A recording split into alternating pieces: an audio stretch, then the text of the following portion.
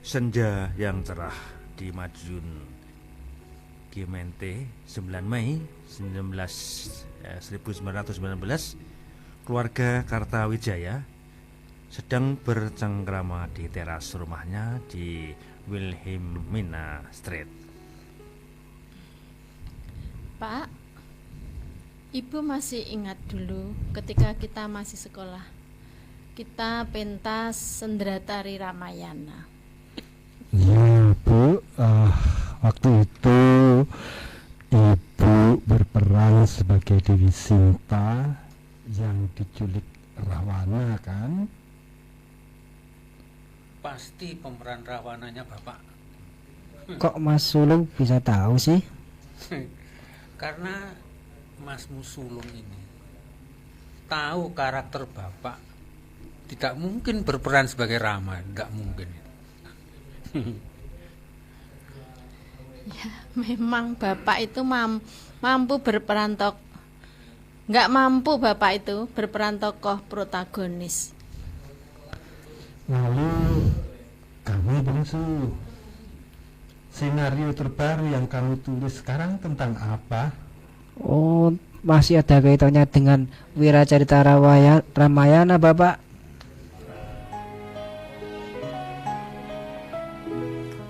Pendengar, maka sepakatlah mereka memainkan naskah Si Bungsu yang berjudul Copo Manik Astagina. Alkisah Dewi Windradi, seorang bidadari keturunan Bathara Asmara, diperebutkan antara Resi Gautama dan Prabu Gajendra Moka. Wahai Dinda Dewi Widrati, aku ingin mempersunting dirimu sebagai permaisurku di kerajaan Ragastina. Terima kasih Prabu Gajendra Moka atas segala kehendak baik Paduka. Jadi, kau bersedia menjadi permaisurku, Dewi Windrati? Namun apa pujaan hatiku? ada satu syarat yang harus Prabu penuhi untuk mempersunting diriku sebagai permaisuri. Apa syarat itu, Dewiku? Paduka harus menyediakan istana yang berlapiskan berlian untukku. Oh, begitu. Baik. Baik, Dinda Dewi Widrati. Semuanya permintaanmu nanti akan kupenuhi.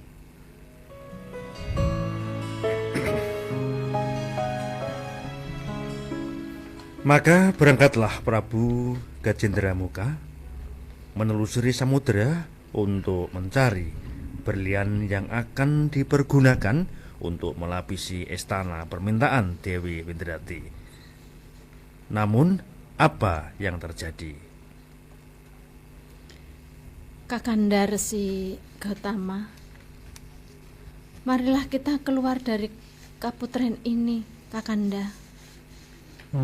Jadi Dinda Dewi Windrati bersedia menikah denganku? Ya, asalkan Kakanda Resi Gautama mampu mengalahkan Prabu Gajendra Moka.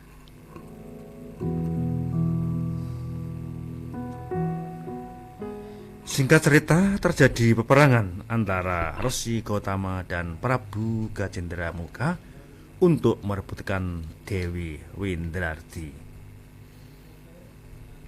Di saat itu, Bathara Surya mendatangi Dewi Windrati dalam wujud Resi Gautama. Akhirnya Kakanda Resi Gautama berhasil mengalahkan Prabu Gajendra Moka. Benar Adinda, sebagaimana janjimu, maka sekarang kau menjadi milikku. Ya, baiklah Kakanda. Sekarang kuserahkan seluruh jiwa ragaku kepadamu Kakanda.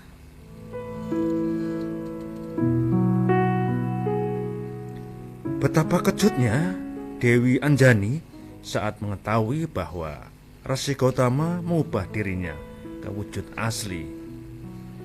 Sebelum kembali ke kahyangan, Bathari Surya memberikan hadiah kepada Dewi Windradi.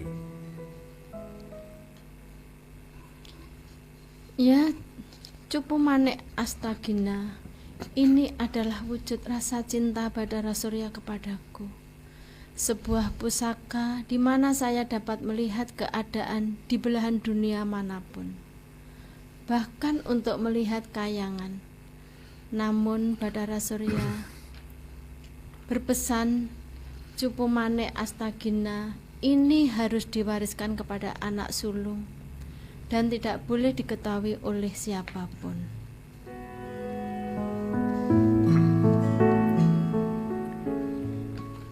Saat Bathara Surya kembali ke kahyangan, Resi Gotama asli datang dan berhasil menaklukkan Prabu Gajendra Muka. Dinda Windradi, sudah lebih dari 12 tahun kita menikah. Dan ketiga anak kita sudah menginjak dewasa.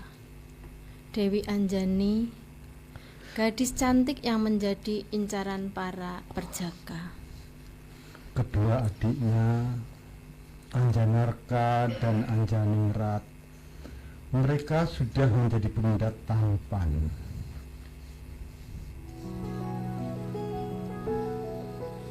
Di tengah perbincangan mereka, ketiga anak mereka memperebutkan benda yang dimiliki Dewi Anjani. Kalian ini sudah dewasa kok masih juga berebut mainan seperti anak-anak kecil. Sudah, berhenti. Tapi Ayahanda, Yunda Dewi Anjani memiliki mainan yang tidak sembarangan. Benar Ayahanda. Kami melihatnya dan bisa melihat berbagai kejadian di belahan dunia manapun. Bahkan kami bisa melihat kehidupan di kayangan. Tapi Yunda Dewi Anjani tidak mau meminjamkan mainan itu kepada kami. Benarkah semua itu anakku Anjani? Lalu dari mana kau mendapatkan mainan itu? Bapak, konon menurut Yunda Dewi Anjani, dia memperolehnya dari Ibunda Dewi Windradi. Benar Ayahanda, tadi Yunda Dewi Anjani bercerita begitu. Dinda Windradi, benarkah apa yang dikatakan Anjaningrat dan Anjanarko? Hei, mengapa kau itu tanya tapi diam saja layaknya patung?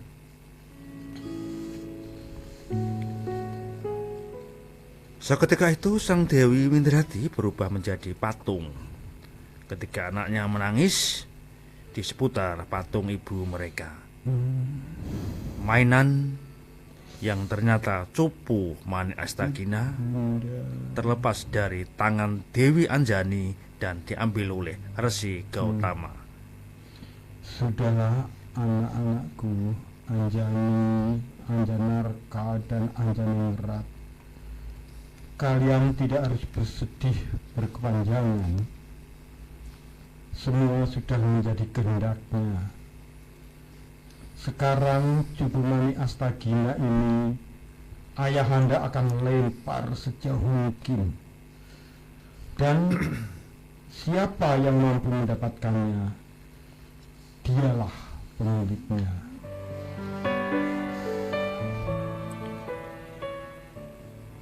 Resi Gotama melempar Cupu Manik Astagina yang jatuh ke telaga Sumala dan wadahnya jatuh ke telaga Nirmala. Ketiga anak Resi Gotama dipesan agar mereka tidak berebut lagi seperti kera. Nah, saya sampai lebih dulu, maka akan kuselami telaga ini untuk mendapatkan Cupu Manik Astagina. Sepertinya Kanda Anjanarko belum sampai ke sini. Apalagi Yunda Anjani pasti tidak mampu berlari seperti diriku. Akan ku selami telaga ini sebelum mereka tiba.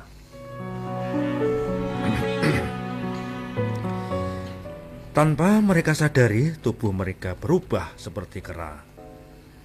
Anjanarka disebut Subali dan Anjaningrat disebut Sugriwa. Sementara Dewa Anjani yang kelelahan membasuh wajah dan tangannya sehingga kedua bagian tubuhnya itu berubah menjadi seperti kera. Hei, kera apa yang kau lakukan di sini? Apa? Kau kera yang tak tahu diri. Aku di sini hendak mencari Cupu Manik Astagina. Hah? Itu yang hendak ku cari.